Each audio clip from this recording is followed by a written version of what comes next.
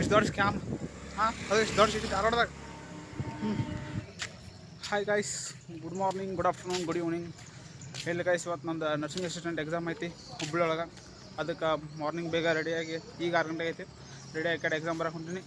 ಏನಾದ್ರು ಗೊತ್ತಿಲ್ಲ ಎಕ್ಸಾಮ. ನನ್ನ ಎಕ್ಸ್ಪೀರಿಯನ್ಸ್ ಯಾವ ರೀತಿ ಇರುತ್ತೆ, ಎಕ್ಸಾಮ್ ಯಾವ ರೀತಿ ಆಯ್ತು ಅಂತ ಹೇಳ್ತೀನಿ. ವಿಡಿಯೋನ ಕೊನೆವರೆಗೂ ನೋಡಿ ಅಂತ ಹೇಳ್ತಾ ಲೆಟ್ಸ್ ಸ್ಟಾರ್ಟ್.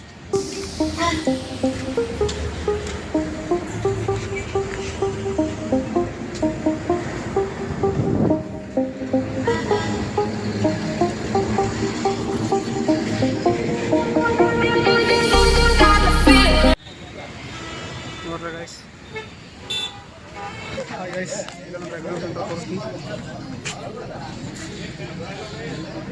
ಹೋಗೋರೆಲ್ಲ ಈಗ ಹೊಂಟ್ರ. ಹಾಯ್ ಗೈಸ್, ಎಕ್ಸಾಮ್ ಅಂತೂ ಕಂಪ್ಲೀಟ್ ಆಯ್ತು. ಎಕ್ಸಾಮ್ ಹಂಗೇನು ಡಿಫಿಕಲ್ಟ್ ಇದ್ದಿಲ್ಲ, ಫುಲ್ ಈಸಿ ಇತ್ತು ನಮಗೆ ಅನ್ಸೋದು ಮಟ್ಟಿಗೆ. ನಾನೇನು ಜಾಸ್ತಿ ಓದಿದ್ದಿಲ್ಲ ಗೈಸ್, ಆದರೂ ಏನು ನಾರ್ಮಲ್ ಕ್ವಶನ್ ಇತ್ತು.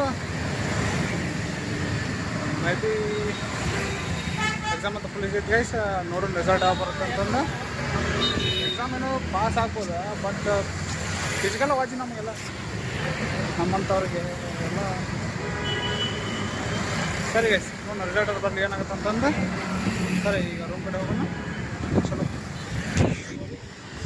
ಗೈಸ್, ಈಗ ತಾನೇ ಸಪ್ತಪ್ಪ ಬಾಗಿಂದ ಹೇಳಿದೆ ಗೈಸ್. ನಾನು ಸಪ್ತಪ್ಪ ಟಿಕೆಟ್ ತೆಗೆಸ್ಕೊಂಡು ಹೇಳಿದ್ದೀನಿ, ಟಿಕೆಟ ನೋಡಿಲ್ಲ.